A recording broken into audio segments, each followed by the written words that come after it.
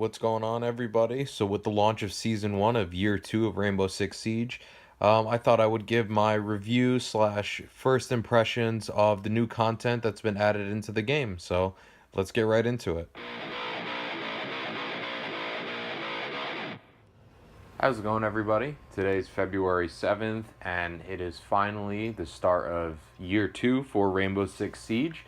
And as you can see, we have a brand new menu here, and I think it's an awesome addition to Rainbow Six.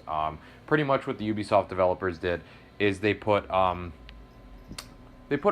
of your access menus pretty much on one screen. So as you can see at the top here, where it says multiplayer, play casual, this is your last game mode played pretty much. So if you played ranked, it'll show up ranked there. If you played terrorist hunt, it'll show terrorist hunt there.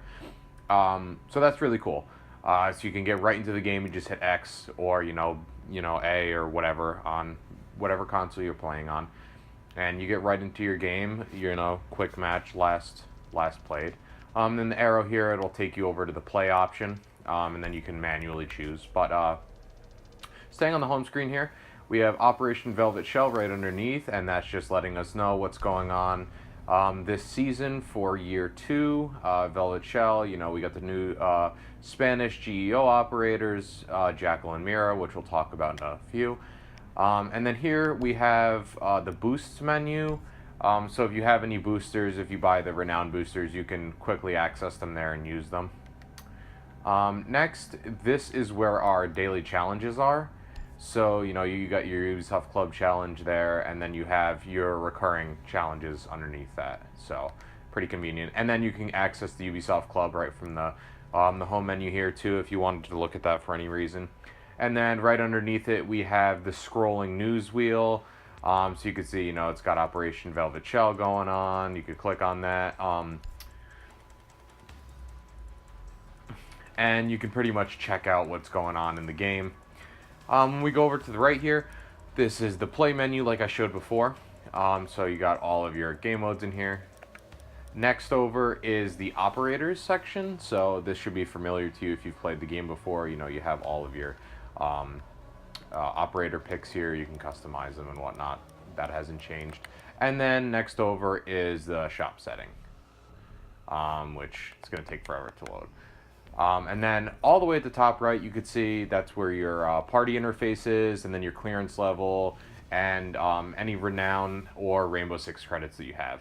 And I really like how they, instead of having the static background art for the season, they actually have the in-game rendered characters as the background now, and they're not just still. You can kind of see them swaying back and forth. So I think that's pretty neat. I like that. It's a cool touch to the menu of the game, and I think the whole menu looks really nice, especially with the velvet shell colors and everything. It's a very cool color tone with the purples and the blues throughout it, and the yellow and everything. So I think that looks really good. So overall, I'm happy with the overall new UI change for the main menu. Alright, so now getting into our Spanish operators. Our first operator is Raid Ramirez Alhazar. Hopefully I'm saying that kind of close. He's a GEO operator, and his nickname is Jackal. So he is our 2 armor, 2 speed operator. And this attacker has his ability as the Inox Model 3. And the description of it is tracking eyewear that locates targets by revealing and identifying recent footsteps. And as I'll show in a moment, pretty much what it does is you activate his ability, and it shows footsteps on the ground if an opposing defender has been in the area. And it's kind of color-coded as to how old they are, so the warmer the color, so if it's red, that means it's been there for a while. If they're green, it means that they're more fresh footsteps, so the person who left them is probably close or somewhere around the area. So let's get into his loadout. Now, he has 3 different primaries and 2 different secondaries. And right off the bat, you can see for secondaries, he is the first one to have a shotgun along with the other Spanish operator as a secondary weapon, which we'll talk about in just a second. So the first assault rifle we have is the C7E. So, this assault rifle has 46 damage, 800 rate of fire, 50 mobility, 30 capacity. So as for scopes, you can see that it has the red dot, holographic, reflex, and ACOG. For the barrels, you have the suppressor, flash hider, muzzle brake, and compensator. Now, for the grips, it has both the option for a vertical grip and an angled grip. And for the underbarrel, you have the laser. Second gun is the PDW-9, and this is a submachine gun that an attacker has, so that's kind of cool.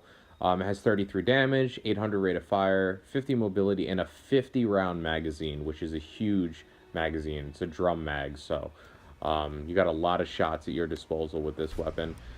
Just like the previous gun, it has all of the sights available to it. It has a suppressor, flash hider, muzzle brake, and compensator available to it. It has both grips available to it. And it has an underbarrel sight available to it. Now, his last primary is the long version of his secondary, and this is the ITA-12L. So, it has a red dot, holographic, and reflex sight available for it. And for the underbarrel, it has a laser sight. Now on to the secondaries. He has the USP-40. So for the barrels, we have the suppressor and the muzzle brake. For the underbarrel, we have the laser sight. And for the other secondary, his shotgun, the ITA-12S, it has all the same sights and all the same attachments as its long counterpart. So, Jackal is a 2-speed, 2-armor, so he's pretty mobile. Obviously, he's not going to be as mobile as, say, Bandit or Jaeger is on the defense side, but, you know, he still can get around pretty well. Now, for his visor, it really does change up the meta of the game, because beforehand, we had, you know, a very roamer-heavy meta. You know, so we had a lot of characters like Valkyrie, Frost, Bandit, Jaeger, Pulse, a lot of these people who would be out and about, and not necessarily hunkered down on the objectives. So having a direct counter to that style of gameplay is actually really interesting, and it's going to be interesting to see how he plays out in the long run once his pick rate starts to steady out and it becomes really clear how useful he's going to be. As for the time I've spent with him, I do enjoy him. I think his ability is cool. It's not 100%, you know, you can have it on all the time. If you're getting fired at, it will mess up the visor, so you can't see very well. You'll have like a static discharge on the lens, so it screws up your vision. Likewise, if you're in the range of mute jammers, that's going to be a big problem for you as well, because it's going to do just like it does with drones. You're not going to be able to see as well. But other than that, I mean, you can leave the visor on all the time and walk around and look for footsteps. The most interesting thing about him is not only that he tracks the footsteps, is that he can scan them. Now, he can do this 3 times per round, and what scanning them does is it pings the enemy that left the footsteps on your map. It is an insanely useful tool to call out to your teammates, or just for your own knowledge to see where that roamer is, or even where that defender is closer to the objective. It'll ping them once every 10 seconds for 30 seconds. So, you know, obviously once you scan it, they can move. They won't be in the same spot anymore. But it's still going to give you a fairly, you know, precise location as to where they are. And especially if you're following it, you'll see that ping go off the other 2 times within that 30 seconds, and you can see if they're moving or see if they're staying in place. And it's something that is extremely useful and extremely beneficial for your team, especially if you're playing, you know, with microphones, you're actually making call-outs, stuff like that. It's, you know, I think it's just going to be very interesting to see how this plays out in the long run as it becomes more clear how viable this operator is going to be. As for his weapons, I think they're all okay. I haven't tried too much of the shotgun. I really like the C7E. The PDW is okay too. haven't used too much of the PDW, used it a couple rounds. I've mainly been sticking with the C7E. It reminds me of a lot of like an M4 style weapon, like how it feels and stuff like that to play with. But the secondary shotgun is really cool to have. I've gotten a couple kills with that. It's really fun to use.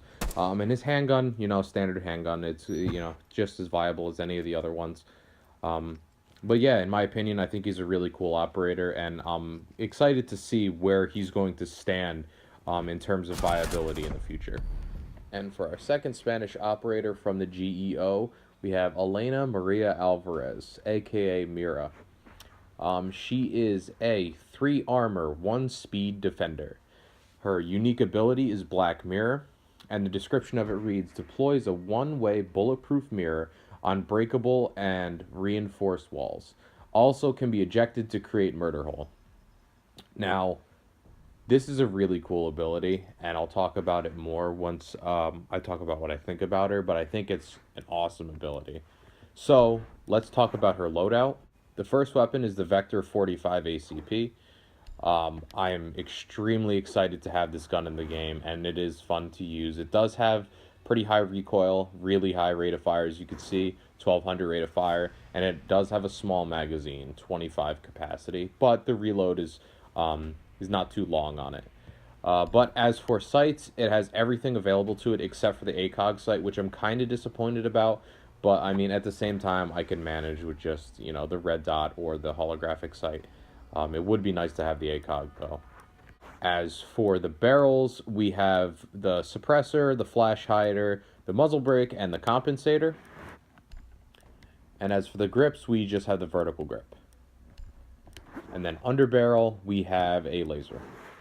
So her second primary is just like Jackal's. It's the ITA 12L shotgun, so I'm not going to talk about that anymore. And she has the same secondary weapons as Jackal as well, the USP-40 and the ITA 12S. And then she has a nitro cell and a deployable shield for her gadgets. Okay, so Mira is 3 armor and 1 speed, so she's a fairly slow operator. She's not somebody that you're going to want to take out and roam around the map. Unless you feel like being cheeky and doing that, then go right ahead. But not really a viable choice for her. You're really going to want to stay on the objective and use your black mirrors because, of course, they're a really cool tool, something that's a lot different from any gadget that we've seen before. I think this is a really creative one. So essentially what her gadget does is, I'm showing this in a terrorist hunt, unfortunately, because it's a pain in the ass to actually get them as picks. So I've only had, maybe an hour or two to play around with her. And unfortunately, I couldn't get any good recording from her. But as you can see, pretty much what the mirror does is you put it on a wall, a reinforced wall. And it puts open this bulletproof glass. So on one side, the defenders can look out, but on the other side, it's a black sheet, so you can't see in. So you don't know what's on the other side of that mirror. It could be nobody there, or it could be somebody standing there waiting for you to come in, or, walk past it. And it has an O2 canister on the bottom of the mirror, so what happens is you shoot that O2 canister, break it, whatever, it'll shatter that glass, and it'll be able to allow you to shoot through it. Now, that is kind of a double-edged sword because, yes, you can do that, but at the same time, if the attackers break it, then you lose your coverage and you have a giant murder hole in your reinforced walls looking onto your objective.